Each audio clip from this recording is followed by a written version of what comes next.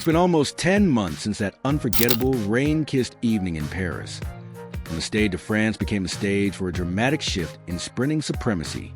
On that night, a 24-year-old from Saint Lucia stunned the world.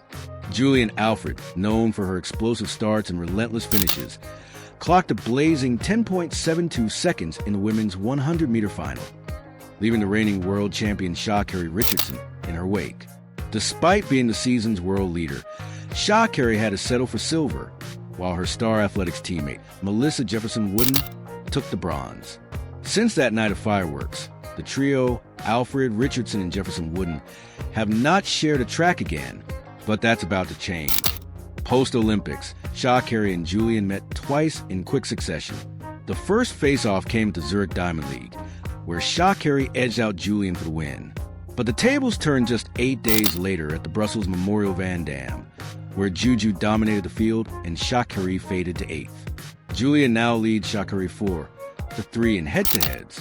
Her lead over Melissa Jefferson-Wooden, however, is far more commanding at 5-0, though they haven't clashed since the Olympics. But now, anticipation is building. After her sensational win in Stockholm, Julien Alfred didn't just celebrate. She made headlines by confirming her next stop, the Nike Prefontaine Classic in Eugene. Sha'Carri Richardson had already announced her participation back in February. And now, adding to the excitement, Melissa Jefferson-Wooden, fresh off a win at the Philadelphia leg of the Grand Slam track, has also revealed that Eugene is on her calendar. The rematch is officially on.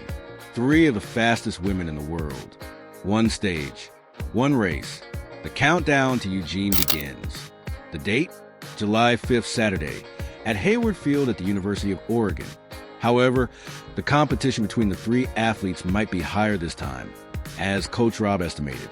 The reason?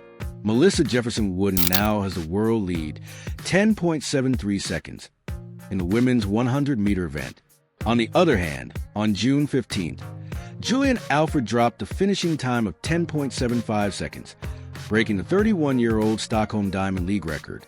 She shaved 0.14 seconds off her performance in the Oslo Diamond League 3 days before. However, Sha'Carri has yet to show up in full form on the track. On May 18th, she took 11.47 seconds into a mild headwind of minus 0.9 meters per second in the women's 100-meter event at the Golden Grand Prix, raising alarms. However, in the Prefontaine Classic, she has had some memorable outings before their high-stakes showdown in the semifinals and final of the women's 100-meter at the Paris Olympics. Sha'Carri Richardson and Julien Alfred had already locked horns once in 2024 at none other than the Nike Prefontaine Classic. In that race, the reigning world champion Richardson got off to a solid start, but found herself trailing Alfred in the early meters. However, by the 30-meter mark, Sha'Carri kicked into another gear, powering ahead and cruising to the finish in 10.83 seconds. Julien followed in second with 10.93. Afterward, Sha'Carri reflected on her performance with pride and perspective. Honestly, I feel great about my race.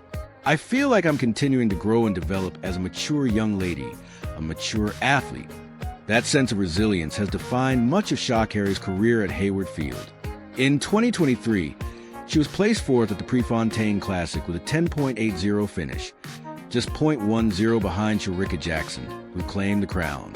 2 years earlier, in 2021, Sha'Carri made her much-publicized return to the sport at this very venue. That day didn't go as planned. She finished 9th, but her confidence remained unshaken. It was one race. A 21-year-old Richardson told reporters before even leaving the track, "I'm not done. You know what I'm capable of." And indeed, she wasn't.